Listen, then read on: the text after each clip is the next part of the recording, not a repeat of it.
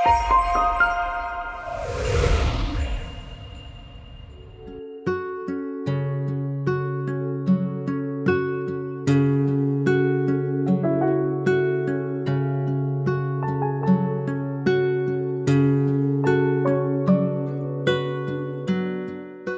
it shall come to pass, that every one that is left of all the nations which came against Jerusalem shall even go up from year to year to worship the King, the Lord of hosts, and to keep the Feast of Tabernacles. And it shall be, that whoso will not come up of all the families of the earth unto Jerusalem to worship the King, the Lord of hosts, even upon them shall be no rain. And if the family of Egypt go not up, and come not, that have no rain, there shall be the plague, wherewith the Lord will smite the heathen that come not up to keep the Feast of Tabernacles. Hello everyone, selamat berjumpa kembali dalam seri pelajaran ini, khususnya mengenai topik yang sangat penting untuk kita semua ketahui, khususnya bagi kita yang hidupnya di akhir zaman. Pelajaran ini adalah lanjutan dari pelajaran ke-7 yang berjudul The Yearly Feast atau Feast Tahunan. Ada orang-orang yang bertanggapan bahwa feast tahunan ini hanya berlaku bagi mereka yang hidupnya sebelum kematian Kristus di kayu salib. Sehingga bersama-sama dengan The Ceremonial Law, mereka pakukan ke kayu salib tahun 31 AD. Apakah pengertian ini berdasarkan kebenaran firman Tuhan? Marilah kita mempelajarinya, dan kita hanya akan mengizinkan firman Tuhan yang akan menjawabnya, tanpa menggunakan tafsiran pribadi kita sendiri. Kita mulai di Kolose 2 ayat 16. Dikatakan di sini bahwa meat dan drink, yang adalah bayang-bayang kehidupan kekal, dilakukannya setiap mingguan, bulanan, dan setiap hari raya tahunan atau annual holidays. King James Version menggunakan kata unholy day untuk menggantikan atau mengartikan annual holidays. Bahasa Grekanya adalah heortei, yang artinya adalah festival dan feast. Di buku Lukas, kata heortei ini digunakan Lukas untuk mengartikan feast tahunan Passover. Artinya setelah kayu salib, kita diperintahkan untuk memelihara feast tahunan tanpa harus mempersembahkan korban persembahan binatang. Musa di Keluaran 23 menulis, setelah umat Israel mendengar 10 hukum dikumandangkan di Bukit Sinai, kepada mereka diberikan feast tahunan yang mereka perlu untuk pelihara, yaitu pada musim pertama Passover Unleavened Bread dengan wave sheaf, pada musim kedua Feast of Harvest yang kita kenal sebagai Pentecost, 50 hari sejak tanggal 16 bulan pertama, dan pada musim ketiga bulan ke-7 The Blowing of Trumpet, Day of Atonement, dan The Feast of Tabernacle atau The Feast of Ingathering. Ini semua adalah feast tahunan, yang kata lainnya adalah annual holidays dan unholy day, yang Kristus berikan kepada Musa untuk dikomunikasikan kepada umat Israel untuk dilakukan. Jangan lupa, 10 hukum dikumandangkan di Bukit Sinai oleh karena mereka terus-menerus melanggar hukum moral Tuhan. Dan feast tahunan ini diberikan agar mereka tidak melanggar 10 hukum, khususnya hukum keempat, hari Sabat, yaitu hari ke-7. Kata a feast di Keluaran 23 adalah kaugag, yang artinya adalah untuk memelihara festival atau a solemn feast dan holiday. Kata ini kita lihat di Kolose 2 ayat 16, yang artinya adalah feast dan festival, yang juga artinya adalah feast tahunan atau annual holidays. Kita tahu bahwa holiday atau feast tahunan ini bersama-sama dengan new moon dan the Sabbath days tidak dipakukan ke kayu salib. Ini adalah the appointed time yang Tuhan sudah tetapkan waktu kita meat and drink bagi kita yang hidupnya setelah kayu salib. Kita lihat the appointed time yang sama juga berlaku bagi mereka yang hidupnya sebelum kayu salib, waktu mereka mempersembahkan korban persembahan mereka.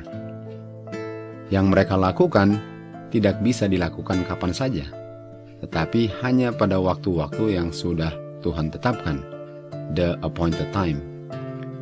Di buku Imamat 23, Kristus mengatakan melalui Musa mengenai the feast yang perlu untuk dipelihara pada musim-musimnya.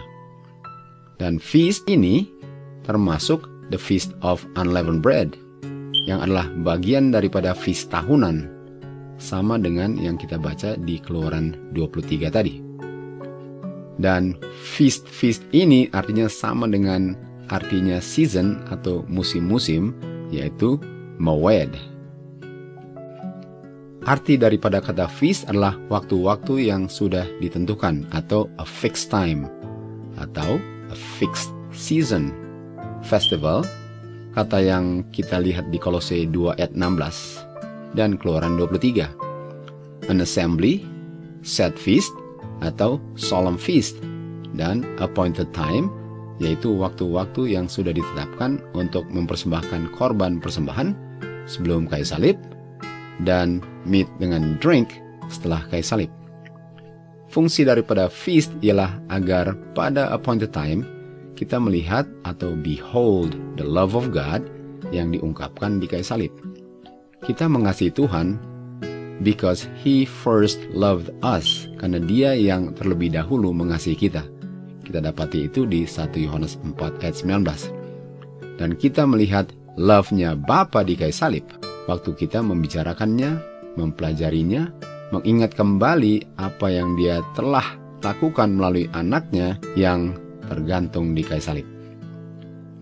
Bagi mereka yang hidupnya sebelum kayu salib, fungsinya tidak ada bedanya dengan fungsinya sekarang, yaitu untuk melihat the love of God di kayu salib.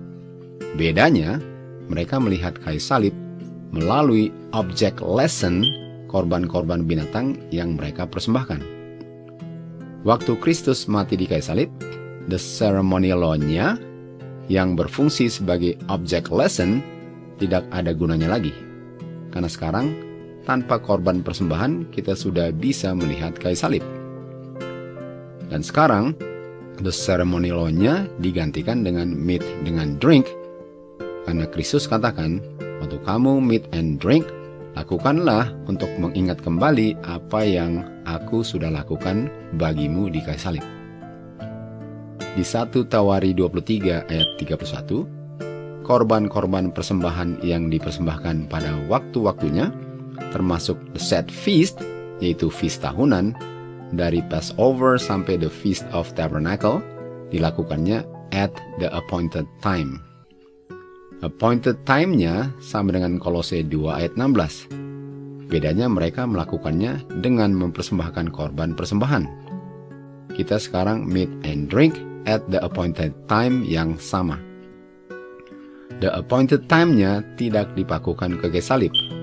Yang dipakukan hanyalah the ceremonial law yang terdiri dari the priestly ministry of the Levite atau keimamatan orang Lewi, the earthly sanctuary atau sanctuary di dunia ini, dan the animal sacrifices, korban-korban binatang. The appointed time-nya untuk meat ialah untuk behold the love of God di kayu salib tetap berlaku, tidak dipakukan. Dan yearly feast-nya yang bagi mereka adalah the set feast di Kolose 2:16 adalah unholy day, yang artinya sama, yaitu feast tahunan. Semua itu dilakukan at the appointed time. Bedanya setelah kayu salib, tidak ada lagi korban-korban yang dipersembahkan pada waktu-waktu yang sama. Sekarang korbannya digantikan dengan meat dengan drink. Dan itulah fungsinya yearly feast. God gave direction to the Israelites to assemble before him at set periods, in the place which he should choose, and observe special days wherein no unnecessary work was to be done. God requires no less of his people in these last days, in sacrifices and offerings, than he did of the Jewish nation. But many whom God prospers manifest base ingratitude to him. They allow worldly business to take possession of their affections. They cannot afford to leave their business cares and come before God even once a year. They turn the blessings of God into a curse. They serve their own temporal interest to the neglect of God's requirements. Men who possess thousands remain at home year after year engrossed in their worldly cares and interests, and feeling that they cannot afford to make the small sacrifice of attending the yearly gatherings to worship God. Let all who possibly can attend these yearly gatherings. Come, brethren and sisters, to these sacred convocation meetings, to find Jesus. He will come up to the feast. Your farms should not be considered of greater value than the higher interests of the soul. Waktu-waktu yang Tuhan sudah kesampingkan dari kesibukan sekuler kita untuk gather together dan melihat kebaikan Tuhan dalam kehidupan kita, khususnya kita lihatnya di kayu salib. Manusia cenderung untuk melupakan hal-hal surgawi di tengah kesibukan kehidupan sehari-hari. Dan dengan adanya the appointed time atau the feast ini, kita selalu diingatkan untuk gather together untuk menerima berkat surgawi yang Tuhan tetapkan untuk dicurahkan pada pertemuan-pertemuan seperti ini.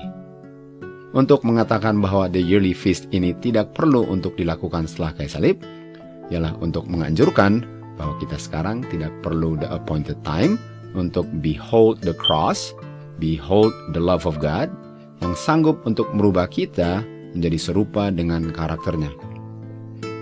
Kita baca di 2 Korintus 3:18 dikatakan, dengan memandang kemuliaannya atau the love of God, kita dirubahkan menjadi serupa dengan image-nya dari glory to glory.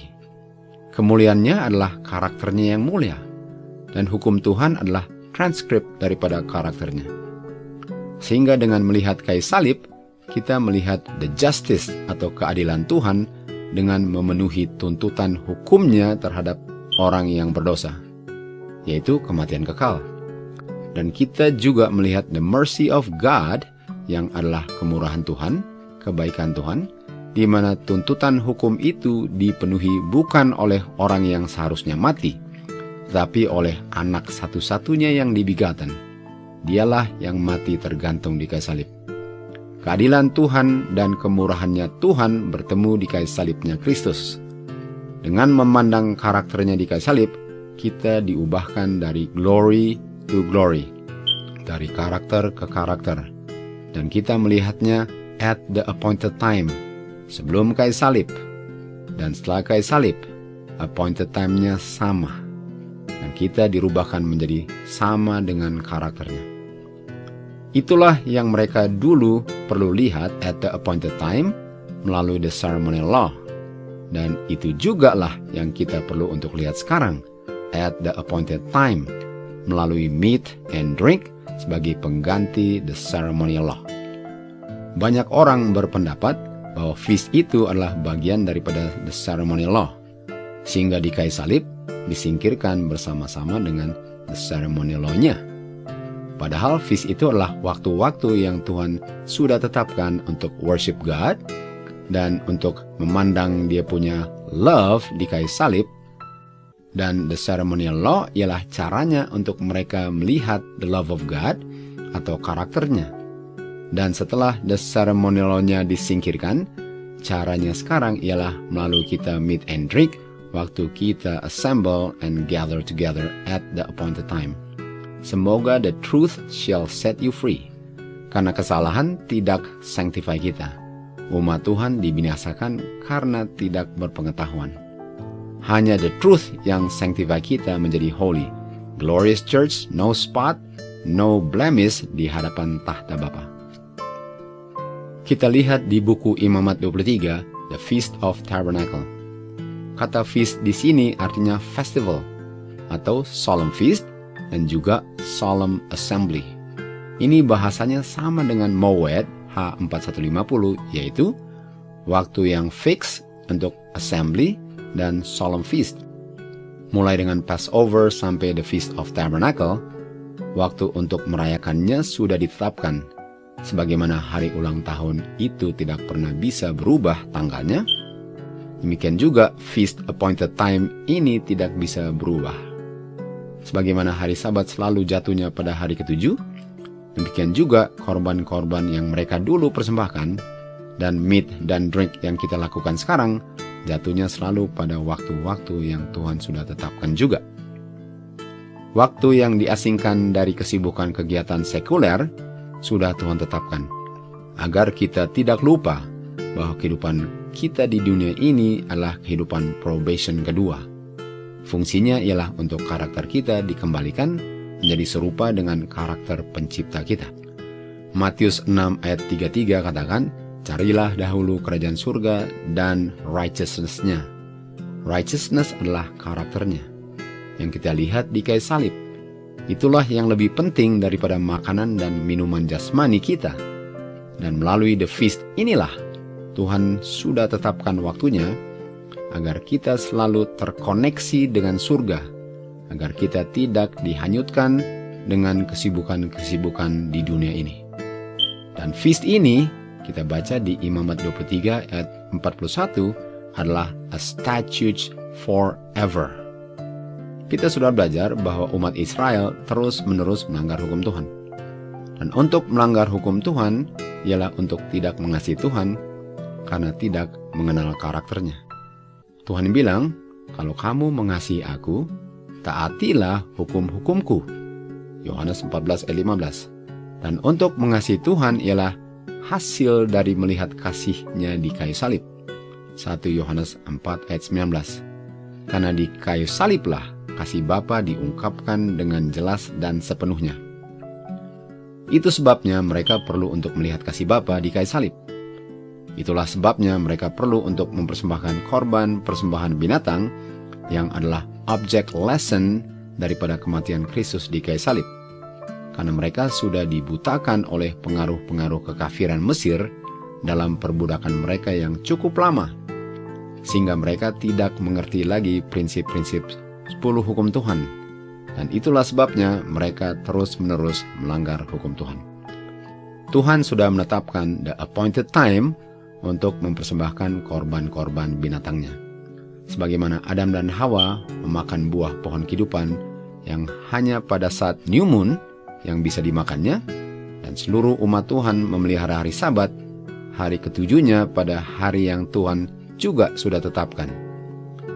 Dan itulah sebabnya Kristus memberikan the statutes kepada Musa untuk dikomunikasikan kepada umat Israel agar mereka dengan melihat kasih Bapa di kayu salib, melalui korban-korban yang mereka persembahkan di waktu-waktu yang Tuhan sudah tetapkan, mereka pun akan mengasihi Bapa oleh karena sangat besar kasih-Nya kepada mereka dan tidak akan melanggar 10 hukum-Nya lagi, bukan karena mereka takut untuk dibinasakan, tapi karena kasih mereka kepada Tuhan. If you love me, Kristus katakan, keep my commandments. Jadi feast ini bukan bagian daripada the ceremonial law, tapi ceremonial law ini dilakukannya pada waktu-waktu feast yang Tuhan sudah tetapkan. Dan yang dipakukan hanyalah the ceremonial law. Dan bukan the feast-nya yang dipakukan ke kayu salib. Itulah sebabnya Rasul Paulus katakan, let us keep the feast. 1 Korintus 5 ayat 8. Dia nggak bilang, let us not keep the feast. Karena seandainya feast ini sudah dipakukan, dia tidak akan bilang, let us keep the feast. Dan kata lain feast adalah the appointed time.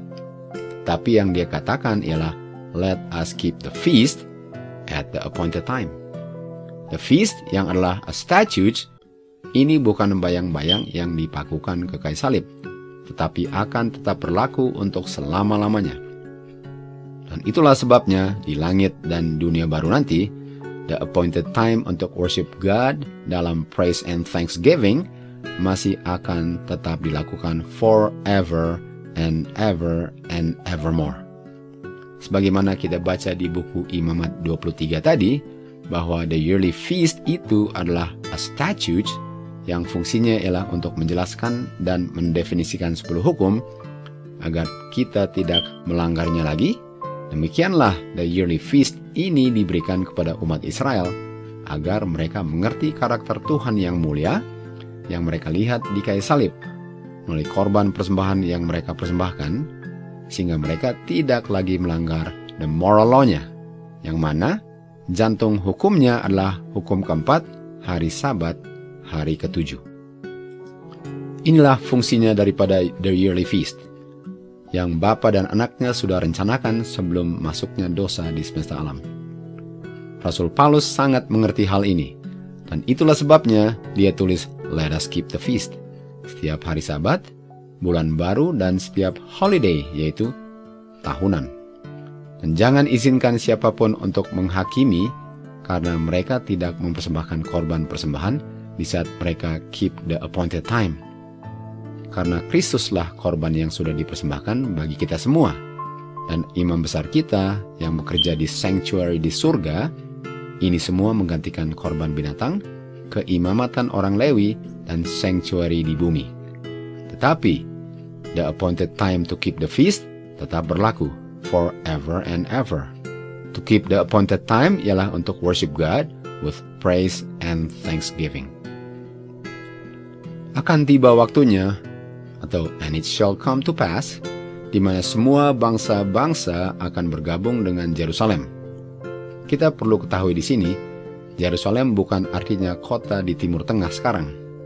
Yerusalem adalah gereja Tuhan di bumi, the church of the firstborn. Artinya gereja Kristus yang born again, yang adalah bagian daripada gereja di surga. Ibrani 12 ayat 22 dan 23. Yerusalem adalah the mother of us all. Galati 4 ayat 26. Dan kita adalah anak-anaknya, the children of Zion, yang di bumi ini, yang menerima hujan awal dan hujan akhir sesuai dengan Joel 2 ayat 23. Hujan melambangkan doktrin firman Tuhan yang menyelamatkan. Ulangan 23 ayat 1 dan 2. Kita akan lihat nanti fungsinya untuk assemble at the appointed time dan hubungannya dengan menerima hujan awal dan hujan akhir. Jadi di akhir zaman sekarang, ada yang keep the Feast of Tabernacle atau feast tahunan. Dan mereka adalah bagian daripada Jerusalem, the church of the firstborn. Mereka keep the feast. Ada juga mereka yang tidak bergabung dengan Yerusalem untuk keep the yearly feast. Bagi mereka tidak akan dicurahkan hujan. Sebagaimana umat Israel di utara di zamannya Ahab dengan Elijah tidak menerima hujan, mereka yang tidak keep the yearly feast atau the Feast of Tabernacle juga tidak akan menerima hujan awal dan hujan akhir. Hujan adalah lambang Roh Kudus yang memeteraikan di dahi umat Tuhan karakter Bapa. Sehingga yang mereka akan terima adalah tulah atau the plagues yang akan dicurahkan di waktu the time of trouble nanti. Bagi mereka yang menolak the seal of God, tentu saja lawannya meterai Tuhan adalah the mark of the beast atau tanda binatang. Dan dikatakan di sini, karena mereka tidak mau untuk keep the Feast of Tabernacle, inilah hasilnya kalau kita memakukan ke kayu salib, the Feast of the Lord, dan dia punya appointed time. Umat Tuhan dibinasakan karena mereka tidak mengetahui bahwa yang mereka pakukan adalah yang perlu dilakukan untuk dimeteraikan di dahi mereka. Artinya, Sakaria 14 berbicara tentang kita yang hidupnya di akhir zaman, karena kitalah yang akan memasuki the time of trouble, yang dari peristiwa yang sedang terjadi sekarang di seluruh dunia, kita mengerti bahwa waktunya untuk Daniel 12 ayat 1 sudah sangat dekat. Untuk bisa berdiri teguh di time of trouble nanti, ialah untuk memiliki karakternya Kristus dan menerima meterainya di dahi kita, atau karakternya Bapa. Dan itu adalah hasil daripada hujan awal dan hujan akhir yang dicurahkan at the appointed time, di waktu-waktu kita assemble together untuk behold the love of God di kayu salib. Dan itulah sebabnya roh nubuat mengatakan, baiklah bagi kita sekarang untuk memelihara a Feast of Tabernacle. Sebagaimana umat Israel merayakan bagaimana mereka diluputkan dari Mesir, dan bagaimana Tuhan memelihara mereka di dalam perjalanan mereka ke tanah perjanjian di Kanaan di bumi ini, demikian juga kita sekarang setelah kayu salib perlu juga untuk mengingat selalu kebaikan Tuhan untuk membawa kita keluar dari kegelapan kesalahan-kesalahan kita dan membawa kita keluar dari keduniawian kita ke dalam terang kebenaran yang sangat indah dan sangat berharga ini. Untuk melakukan the yearly feast ialah untuk mengatakan bahwa sekarang kita tidak perlu untuk melakukan yang Tuhan sudah rencanakan untuk keselamatan kita, karena hal itu hanya berlaku bagi mereka yang hidupnya sebelum kematian anak Bapa di kayu salib. Cara Tuhan menyelamatkan sebelum dan setelah kayu salib sama, dengan memandang ke kayu salib at the appointed time. Bedanya, sebelum kayu salib, mereka melihatnya melalui object lesson ceremonial law-nya. Dan bagi kita sekarang, waktu kita gather together untuk meet dan drink. Mirip konsepnya dengan 9 orang kusta yang disembuhkan Kristus. Saking senangnya mereka semua dengan disembuhkan dari kotoran penyakit kusta mereka, sehingga mereka lupa untuk give praise and thanksgiving kepada yang menyembuhkan mereka dari kotor kusta dosa mereka. Janganlah kita mengulang pengalaman 9 orang kusta ini, tapi seperti satu orang kusta yang disembuhkan, dia mengambil waktu untuk give praise and thanksgiving kepada yang sudah membersihkan dia dari kotoran kusta dosanya. Dalam kesibukan hiruk pikuk kita di dunia yang fana ini, marilah kita mengambil waktu di waktu-waktu yang Tuhan sudah tetapkan untuk kita give praise and thanksgiving kepada Dia yang duduk di tahta semesta alam bersama domba yang sudah memberikan kehidupannya agar kita bisa hidup bersama Dia untuk selama-lamanya di langit dan dunia baru nanti, bebas dosa, bebas kematian, bebas air mata untuk selama-lamanya. Jadi dengan kita keep the feast tanpa korban persembahan lagi, ialah untuk keep the appointed time yang Tuhan sudah tetapkan untuk kita mengesampingkan waktu untuk behold the love of God di kayu salibnya Kristus. Kata the feast sama artinya dengan yang Rasul Paulus gunakan di Kolose 2:16, an holy day. Sama-sama artinya adalah the yearly feast atau feast tahunan, yang diberikan agar umat Tuhan selalu diingatkan akan kekudusannya hari Sabat. Dan hanya Tuhanlah yang sanggup untuk menguduskan kita, sehingga kita dapat keep the Sabbath day holy. Puji Tuhan untuk kebenaran yang indah ini. Bagi mereka yang menjalankan the ceremonial law, mereka melakukannya at God's appointed time. Harian, petang dan pagi, mingguan, setiap hari Sabat, bulanan, setiap hari bulan baru, dan tahunan on the set feast atau on the solemn feast. Mulai dengan Passover, bulan pertama hari ke-14, sampai the Feast of Tabernacle, bulan ke-7, mulai dari hari ke-15 sampai hari ke-22.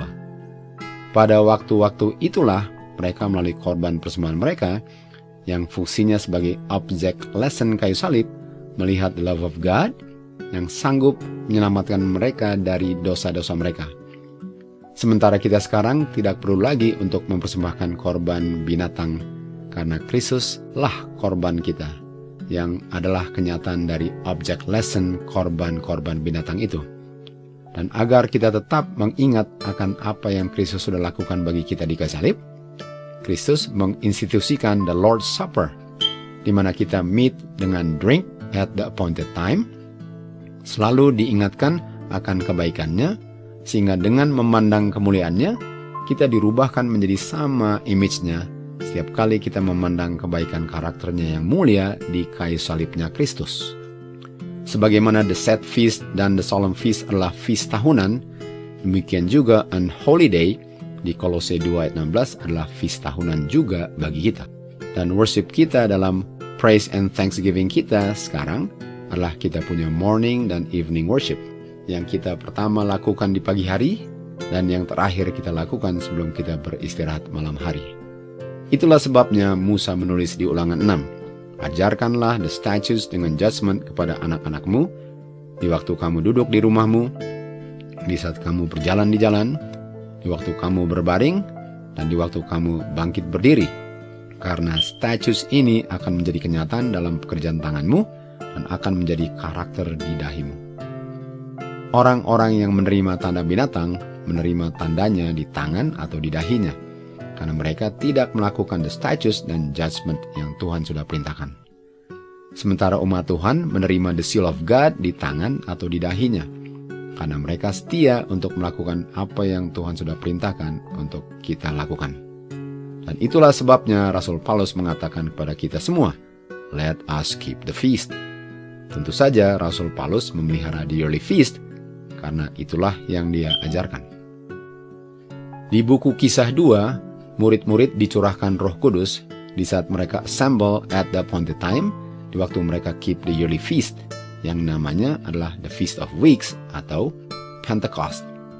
Dan ini terjadinya 50 hari sejak Kristus bangkit dari kuburnya. Seandainya feast tahunan sudah dipakukan bersama dengan the ceremonial law, tentu saja mereka tidak akan assemble at the appointed time to keep the yearly feast atau Pentecost. Tapi bukan demikian kebenarannya.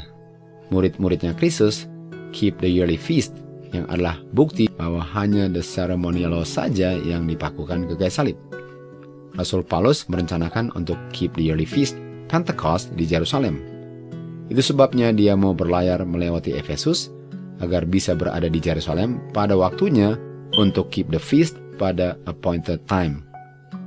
Roh Nubuat menjelaskan, karena ada rencana jahat terhadap Rasul Paulus, rencananya untuk berada di Yerusalem untuk keep the Passover dibatalkan. Namun dia mengharapkan untuk berada di Yerusalem untuk merayakan the Feast of Weeks, yaitu Pentecost, feast tahunan. Dia juga keep the Passover di Filipi dan 7 hari the Feast of Unleavened Bread, karena dia berada di Filipi untuk 8 hari, dari Passover sampai akhir Unleavened Bread. Setelah 8 hari di sana, baru dia pergi ke Troas. Sangat jelas kita lihat di sini bahwa Rasul Paulus memelihara feast tahunan. Itulah bukti yang tidak bisa disangkal, bahwa the yearly feast tidak dipakukan ke kayu salib. Yang disingkirkan hanya the ceremonial law-nya saja. Feast tahunan bukan bagian daripada the ceremonial law. Bagi mereka yang jujur dan rendah hati, kebenaran ini sangat jelas untuk dilihat dan dimengerti. Kita semua tahu bahwa Kristus masuk ke bilik maha suci di surga at the appointed time. Hari itu adalah hari the yearly feast, Day of Atonement. Satu bukti lagi bahwa the yearly feast tidak dipakukan ke salib, karena Kristus masuknya at the appointed time. Di buku Sakaria 10 dikatakan, mintalah kepada Tuhan hujan di waktu musim hujan, yaitu at the appointed time. Kita mengerti bahwa murid-murid Kristus dicurahkan hujan Roh Kudus pada waktu musimnya, persis 50 hari sejak kebangkitan Kristus. Artinya, Kristus mencurahkan Roh Kudusnya di saat kita assemble together pada waktu-waktu yang Dia sudah tetapkan. Kedatangan Kristus nanti ialah untuk mengumpulkan buah panen yang matang, dan yang menyebabkan buah karakter yang sempurna untuk dipanen ialah hujan awal dan hujan akhir. Hujan awal menyebabkan tunas keluar, dan hujan akhir mematangkan buahnya. Kristus sekarang sedang menunggu agar karakternya dengan sempurna dipantulkan oleh gerejanya. Di saat karakternya dengan sempurna di-reproduce di dalam gerejanya, barulah dia akan datang untuk menjemput mereka di awan-awan nanti. Dan yang membuat karakternya sempurna siap untuk dipanen ialah Roh Kudus yang dicurahkan at the appointed time, di saat kita gather together, harian, evening, morning worship, mingguan, setiap hari Sabat, bulanan, setiap awal bulan, dan setiap feast tahunan, mulai Passover sampai Feast of Tabernacle. Disitulah Roh Tuhan dicurahkan pada musimnya, sebagaimana hujan pun ada musim hujannya. Roh Nubuat mengajarkan agar kita jangan lalai untuk menempatkan diri kita di mana Tuhan mencurahkan hujannya. Di mana 2 atau 3 orang berkumpul atau assemble di dalam namanya, disitulah Kristus hadir melalui Roh-Nya yang kudus. Di tempat-tempat assembly perbaktian seperti camp meetings, home church, personal labors untuk jiwa-jiwa yang perlu mendengar the gospel of Jesus Christ, disitulah Tuhan mencurahkan Roh Kudus-Nya, hujan awal dan hujan akhir, yang akan mematangkan buahnya. Tidak seorang pun akan menerima meterai Tuhan di dahinya, jikalau karakternya masih ada satu cacat noda. Roh Tuhan yang dicurahkan inilah yang akan membersihkan kita dari cacat-cacat noda kita. Dan hanya jikalau karakter kita sudah bersih dari setiap cemar dosa, barulah hujan akhir dicurahkan tanpa batas, sebagaimana murid-murid di hari Pentekost dicurahkan Roh Kudus. Tetapi sebelum mereka dicurahkan Roh Kudus tanpa batas sebagaimana di hari Pentekost itu, karakter mereka perlu untuk dibersihkan dulu oleh Rohnya Kristus yang dihembuskan kepada murid-muridnya di Yohanes 20 ayat 22. Waktu Kristus mengembuskan nafasnya kepada murid-muridnya, Dia sedang memberikan kepada mereka tetesan-tetesan hujan yang kalau diterima akan membersihkan mereka dari perselisihan mereka antara satu dengan yang lain, sehingga mereka siap untuk menerima Roh Kudus tanpa batas di hari Pentekost, untuk empower mereka semua sebelum mereka kabarkan the gospel of Jesus Christ dan menghadapi penganiayaan yang sengit dari pihak musuh. Demikian juga kita yang hidupnya di akhir zaman ini. Kita akan mengulang kembali sejarah murid-murid Kristus dulu.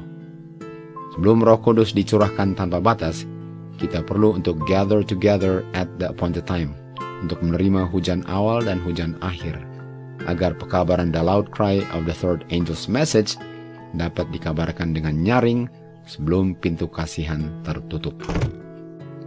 Di buku Zephaniah dikatakan kita perlu untuk assemble together sebelum sekam terpisah dari gandum, sebelum murka Tuhan diungkapkan waktu tulah-tulah mulai berjatuhan. Mereka yang nanti kedapatan tanpa meterai di dahinya karena mereka menolak untuk assemble together at the appointed time, sehingga mereka tidak menerima hujan awal dan hujan akhir, mereka akan menerima the plagues. Dan kita sudah baca kebenaran ini di Zakaria 14 tadi. Mereka yang tidak mau keep the Feast of Tabernacle tidak akan menerima hujan. Dan oleh sebab itu, mereka akan menerima 7 tulah atau the 7 last plagues di time of trouble nanti. Rasul Paulus menulis di buku Ibrani agar kita tidak melalaikan waktu kita dengan tidak mau assemble together at the appointed time. Apalagi kita lihat sekarang tanda-tanda yang menunjukkan bahwa pintu kasihan sudah mau tertutup untuk selama-lamanya. Jika umat Israel dulu membutuhkan the Holy Convocations ini, apalagi kita sekarang yang hidupnya di akhir sejarah dunia ini sangat membutuhkannya. Kita sendiri yang menentukan apakah kita akan menerima meterai Tuhan atau the 7 last plagues yang akan dicurahkan nanti. Sekarang kita sudah bisa melihat tetesan tulah yang mulai berjatuhan. Sekaranglah sementara masih ada waktu dan kesempatan untuk melakukan apa yang Tuhan sudah perintahkan untuk kita lakukan sebelum the 7 last plagues mulai berjatuhan nanti. Nanti, di saat tulah mulai dituangkan, sudah sangat terlambat untuk bertobat dan mendapatkan perlindungan dari tulah-tulah itu. Sebagaimana umat Israel di Mesir dilindungi dari malaikat pembantai, karena rumah mereka kedapatan tandanya di pintu yang melambangkan meterai di dahi, demikian juga bagi kita yang di dahi kita dimeteraikan meterai Bapa, akan dilewati malaikat pembantai atau di pass over oleh tulah-tulah yang akan dicurahkan bagi mereka yang di dahinya tidak tertulis nama Bapa di surga atau karakternya. Umat Tuhan yang akan menerima the seal of God di dahinya adalah mereka yang keep the statutes dengan judgments yang Tuhan sudah berikan bagi kita semua untuk dipelihara. Janji kehidupan kekal hanya berlaku bagi mereka yang melakukan semua hukum-hukum Tuhan. Sehingga banyak orang-orang yang hanya dalam pengakuan saja mengaku sebagai orang-orang Kristen akan menerima tulah-tulah nanti, karena mereka tidak mau menurut hukum-hukum Tuhan, termasuk yang dikomunikasikan oleh Musa. Remember ye the law of Moses dengan statutes dengan judgments-nya. Meterai Tuhan tidak pernah akan diberikan di dahi mereka yang tidak mau menurut. Karena hanya mereka yang melakukan hukum-hukumnya lah yang akan masuk melalui pintu gerbang surga dan berhak untuk makan buah pohon kehidupan yang berbuahnya setiap new moon. Rencana keselamatan sudah direncanakan sedemikian rupa, sehingga mereka yang hidupnya sebelum kayu salib dan setelah kayu salib dapat diselamatkan melalui penurutan akan the statutes dan judgments di waktu-waktu yang Tuhan sudah tetapkan, harian, mingguan, bulanan, dan tahunan atau the yearly feast. Dan oleh sebab itu, let us keep the feast Karena itulah yang kita patut untuk lakukan sekarang, khususnya bagi kita yang hidup di ambang pintu kasihan yang sudah mau tertutup. Muliakanlah Tuhan dalam penurutan kita akan semua yang Dia perintahkan untuk keselamatan kita. To God be the glory.